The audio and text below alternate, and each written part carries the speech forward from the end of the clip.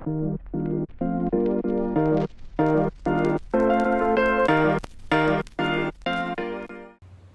everyone, and welcome to 320 Life. I'm your host Alicia, and today I wanted to talk to you a little bit about how to get out of a pit that you find yourself in so that you can pursue what God is calling you to do and to be in your life. I firmly believe that the majority of people on this planet are not living the life they are meant to live. They remain in places they shouldn't be just because they're afraid, and they have unbelief and lack of knowledge and purpose. We've got to stop that cycle. We've got to believe God, and we've got to get out of the places that keep us stuck. We've got to move on. The first thing you need to know, though, is that you can get out of the pit. So many people think they're stuck forever. I know a lot of people who have been in their pits for so many years. Something may have happened to get them stuck in there, and because they continue to allow it, they continue to stay stuck year after year. Just because something bad happened in the past doesn't mean that we need to allow it to dictate our future. Just because a relationship ended a certain way in the past doesn't mean every relationship is going to be like that. It doesn't mean that at all. Being in the pit or being stuck should not be your home. It is not where you need to be. You are not stuck here forever, even though it might feel like it. Sometimes it might seem like that, but it is not true. You are the one in control of how long you're going to stay in that pit. Maybe you have no idea how to get out. But if you actually want to get out, then ask God how. He will show you. He might show you where your thoughts are off. Or maybe he'll bring a person or a teaching or something in your path that was going to help you. Maybe you like being in the pit because it gives you an excuse to not venture out of the comfort zone. Because honestly, the comfort zone is the pit. It's familiar, and you can use it to give you reasons to not step out in faith and to do the things God has for you. Some people will even decorate the pit they're in. They celebrate it. They make it their home. They are so used to it and have been there so long that they have put a permanent bed. They put decorations, and now it's the place they live every day. They don't ask God what he thinks about it. They don't want to be bothered with the need to have the faith to get out of this pit.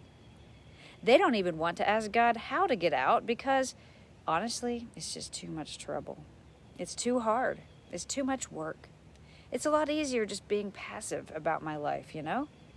It's a lot easier being passive about my dreams than it is to put the work in, to have the faith to receive the promises that God has for us. And they are amazing promises.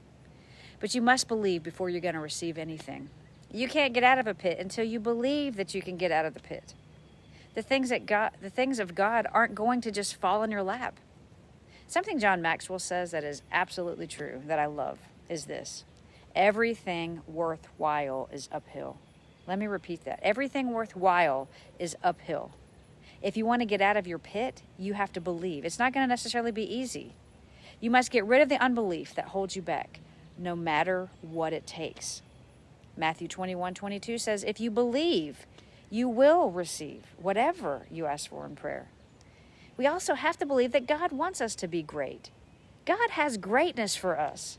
For some reason, so many Christians believe that as a Christian, we're just to be in suffering and that God doesn't want us to live an abundant life. He wants to take away our fun and just have us follow a bunch of rules. The fact is, that couldn't be further from the truth. Does that mean we won't have problems or even pits that we're in or face or, things coming against us? Of course that doesn't mean that. Does it mean that troubles will never come our way? Of course not. We live in a fallen world. But God is for us. And if God is for us, who can be against us? He wants us to succeed in this life as we follow him and do things the way that he has shown us to do them. So how do you get out of a pit when you find yourself in one? Well, usually the reason we find ourselves in a pit is simply because of our stinking thinking, the thoughts we think. We simply don't have faith, or we don't even know how to get out. Think about the story in the Bible of Daniel in the lion's den. Daniel seemed like he was in a place that was hopeless. He was literally thrown into a den, or a pit, if you will, that had ferocious, man-eating lions, and he had no way out. I don't know about you, but most of the people I know would be scared to death. They couldn't see a physical way out, so they'd give up. They wouldn't believe that God could or would do anything for them in this situation. But that Daniel, honestly, he would just see heaven. He would just die. And that's okay because, in heaven he wins there too. But that's not what happened, right? God miraculously shut the mouths of the lions. They couldn't get one tooth on him because God kept their mouths shut. And he moved in a way that we wouldn't necessarily expect. You see, we tend to look at the situation with the view of how can I fix this? We hardly even consider all the gazillion ways that God could fix it or what he could do. We look at our pit and we don't see any way out. But the reason we don't see a way out is because we are limited in the way we're thinking. We think the only option is our strength or the way we've always done things in the past. Like, that definitely is not going to help us. What if our pit is a financial one? What if we look at our mountain of debt or the fact that we don't have a job or expenses and we just can't figure out in the natural how it's going to work? Of course it's not going to work if we keep believing in that and we keep doing the same things over and over. Of course we're not going to be financially abundant if we do things our way. But when we apply the principle of God in our lives, making sure we give and we plant financial seeds and we apply faith and know that God is moving on our behalf, it's a promise that he's going to move. It's a promise straight from his mouth, and God doesn't lie. He can't lie. We have to trust and believe and not get sidetracked by the world around us. We are to walk by faith. Do you understand that? Like, walk by faith. Walk by faith, not what we see or how we can figure it out. Like, what does your faith see? Does it see what God can do or only what we cannot do? With God, all things are possible. That even means you can get out of your pit of debt, you can get out of your pit of fear, or whatever pit you find yourself in. It is absolutely possible. So then if our thoughts are why we find ourselves stuck, is it even possible to change them? I mean, these are like thoughts that I've thought my whole life. My parents programmed this in me since I was young. This is the way that I've always thought. Yes, you can change your thoughts. The Bible says in Proverbs 23:7, as a man thinks, so is he. So we must think the thoughts that God has for us to think.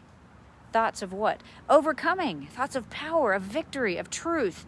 The best way I've found to change my thoughts is to surround myself with the truth in order to keep my mind in his vine of God's truth.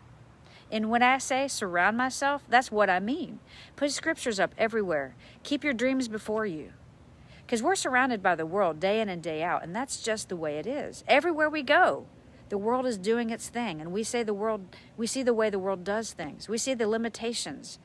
Honestly, in most churches, if I dare say, churches limit God and what he can do and will do, and what he has promised us that he will do.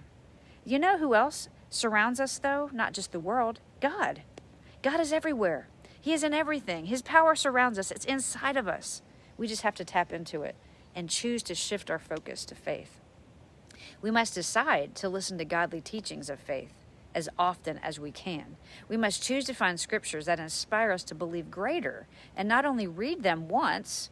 I did my devotion this morning, that's enough. But no, we got to declare them out of our mouths throughout the day over and over again and again until it becomes ingrained in us to believe.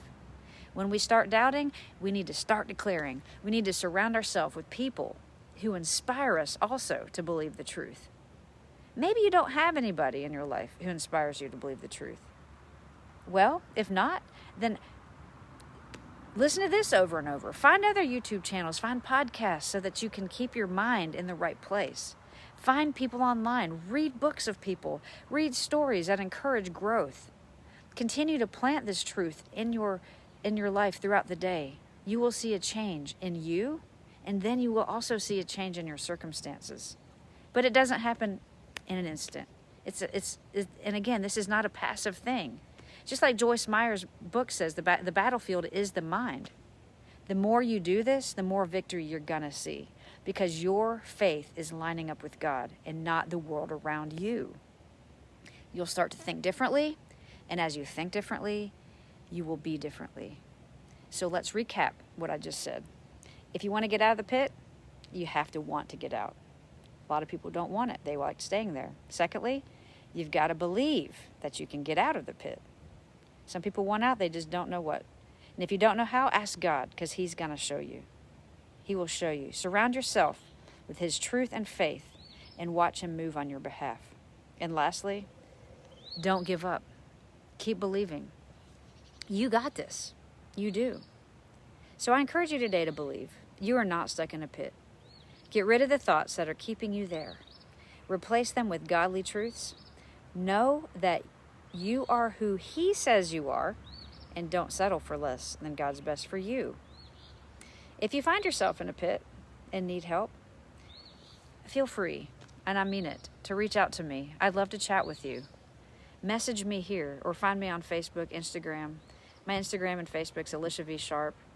I encourage you to reach out to me because I would love to talk to you and encourage you and to help inspire your faith to believe.